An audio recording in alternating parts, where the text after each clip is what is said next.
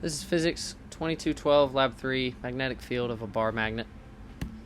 So as an introduction, here are my goals and results. So the goals of this lab are to determine the magnetic moment and the experimental magnitude of the bar magnet. And then using GlowScript, I'm going to simulate the magnetic field of the bar magnet and then compare the two after. And so by the end, I got these results right here.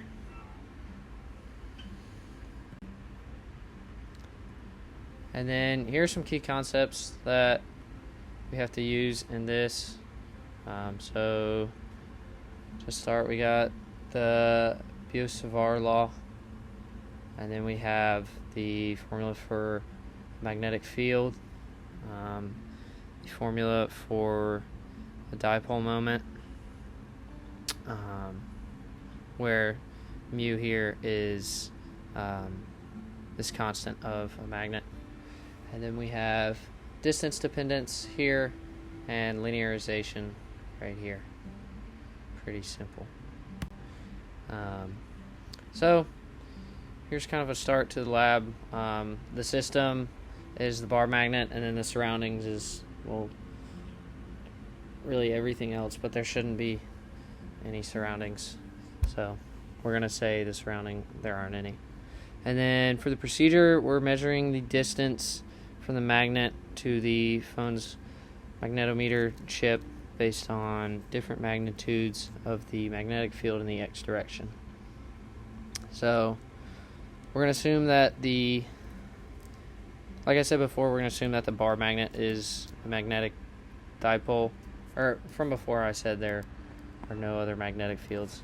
And so then from all that we get all of this.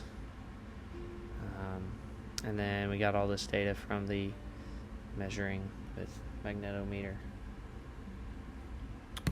Moving on. Some of the observed model questions. When the magnetometer is far away from the magnet, it measures a near zero magnetic field in the x direction. That is true.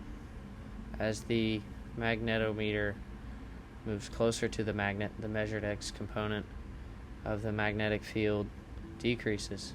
That is false. The position of the magnetometer moves closer to the magnet. As the position of the magnetometer moves closer to the magnet, the measured x component of the magnetic field that is false. As the magnetometer moves closer to the magnet, the measured x component of the magnetic field increases. That is true.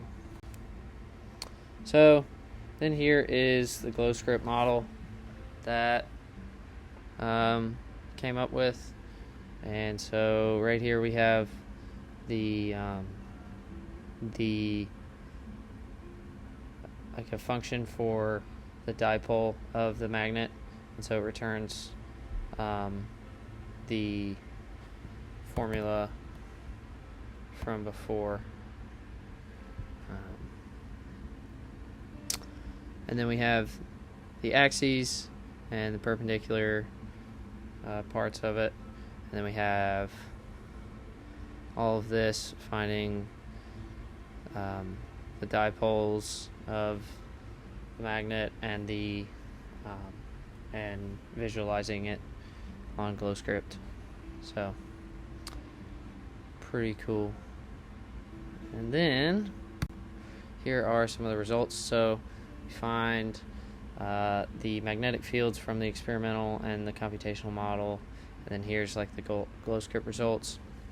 And then some of the sources of error are that there could be other magnetic fields in the area, and then like the inaccuracy of the magnetometer app and the value of UMag using experimental data to calculate the magnetic moment of the bar magnet could lead to inaccuracies.